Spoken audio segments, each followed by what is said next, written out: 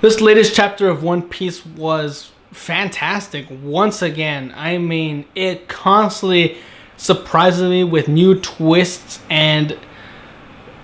Oh well, let's just talk about it. Corazon reveals, he can talk, and he never really lied to Don Flamingo. He's like, well, I just never talked to him. He's like, he just insinuates I lost my ability to talk, and he even has a devil fruit, which I don't know what it's called. It's kind of hard, but. Apparently it can create like a silent barrier, the soundproof barrier. Now, whether they can do more than that, I have no idea, like how useful that can be. Maybe it's for secret meetings, so you can talk to people and give them secret information, because what we find out is he's apparently working for Marine HQ. Holy crap. I mean, when that was revealed to us, when that was revealed to me, it's just like, whoa, what? When did he find time to become a commander in the Marines?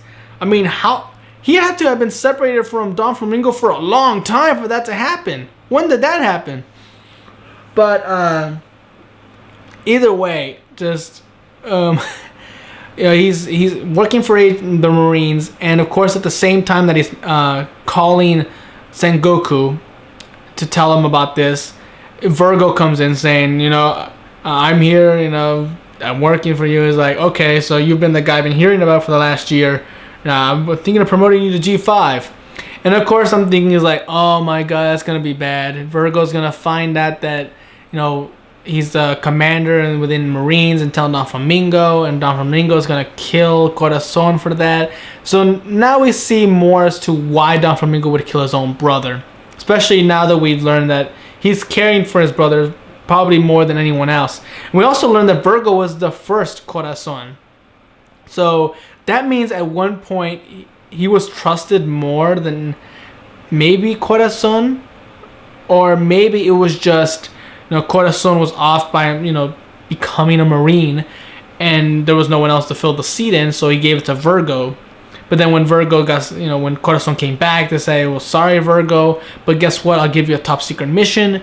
That should quell you, that should do enough for you. It's like, but Corazon, you can become the Corazon, and bing, bang, boom, Virgo's off to work for the Marines to be the informant for Don Flamingo.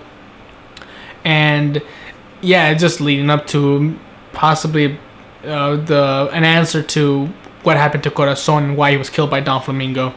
And a reason Corazon is so scared of his brother and is so scared for Law was because the D is supposedly standing for an enemy of the gods. And since the Tenryubuto believe themselves gods, then that's pretty much the same way of saying the D's are this clan of D's. It's a clan now. It's like, okay, so there's something that relates, to all of them, that connects them. And that these D's are out there to take down the Tenryubuto. That's their main goal. Maybe they just don't know it. Maybe subconsciously. Who knows? And I guess Don Flamingo, still believing he's a Tenryubuto, blood-wise, is afraid that the D's are going to take him down, because he's still considered one of them. Who knows? And it's just kind of like scary to see Corazon remembering the past, and as a little kid, his father, begging the people to let his kids live. And all you can hear is Don Flamingo as a kid just saying, you bastards, I'll kill you all. I'll kill every single one of you one at a time. And I like this one little panel that shows all these citizens, attacking him with arrows with frightened looks in their eyes. Like, oh my god, he's a monster. You're tying little kids up to their windows and shooting arrows at them. And you're looking at him like he's a monster? Of course he's threatening you. So, it's supposed to say like, oh, he's a terrifying guy. He's been evil since he was born. It's like, he's being shot at with arrows. There's no reason for these people to be afraid of him when he's threatening them, when there's the one shooting arrows at him. Flaming arrows, I assume, because the Faust is on fire. So, either way, of course, the only people who know he's a cruel, manipulative torturer, I suppose, are the top 4 executives, including Virgo now. And that's why they're the most trusted. How they came to realize he was this cruel, maybe he told them, maybe he showed them, maybe they saw.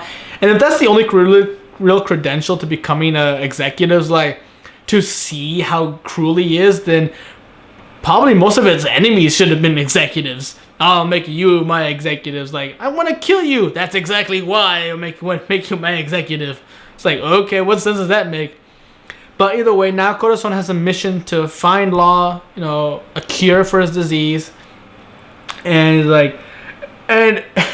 it made me feel bad again, because going through this little montage of going to all these doctors and all these doctors treating Law like some, disgusting thing that's going to infect him. And seeing Law cries like, you're just reminding me of the past of all the doctors refusing to help my family and all my people. And it's just constantly coming over and over again. And of course, Corazon, burning the hospitals like, you bastards, how dare you make a kid cry. It's like, you're the one dragging Law to all these hospitals and making him cry by making him relive his trauma. And it's just a montage over and over again, and Law constantly crying. And all I kept saying is like, oh my God, stop it. Stop making him cry. He's gone through enough. But, at the same time, it's kind of sweet to see Corazon so desperate to save this kid. He pities him. And I'm assuming it's probably been already like 6 months, I believe, or 3 months. Yeah, I think about 9 months. Wow, I forgot the number. But it's been a certain amount of months. And, of course, he's come to care for this kid. It started with pity, but now it's just more compassion. It's like, I care for you, kid. And eventually, at one point, even Law realizes that, no one's actually tried this hard before to save me. Not even Don Flamingo. This guy is really pushing himself and putting himself at a lot of risk to save my life. And that's why it's so sweet for him to finally call like Cora-san. It's like, you called me Cora-san. Shut up and just answer the phone. Don't care about what I say. It's like, oh, that's so sweet, Law. And of course, the phone call is, Don Flamingo saying, hey there, Corazon, we got something to talk about. And he looks mad. He's got his veins popping. So maybe Virgo finally found out about Corazon. Like, Don Flamingo's trying to find him now. It's like, ooh, now they're on the run from Don Flamingo. Who knows? But I will say, looking for a doctor, and at one panel looked like they were in a snow country. Makes me wonder if they ever stop by Drum Island. Or maybe Drum Island is where they'll find their doctor. Maybe Dr. Correa. Maybe, I'm just saying. But either way, it's just so sweet to finally find out why Corazon is so important to Law. Corazon really just is pushing himself and, really dragging Law, by the ankles, trying to find a cure for him. It's just like, it started off, I pitied you. You're just this kid who had no reason to go through such suffering. And now here I am, trying to risk everything I've worked for, trying to find out Don Flamingo and probably shut him down. That's probably the whole reason why he went in undercover. So he's risking everything to save this one kid. And it's just, damn. This is Ichiro Oda once again at his best. One Piece making me cry and just feel concerned for these characters.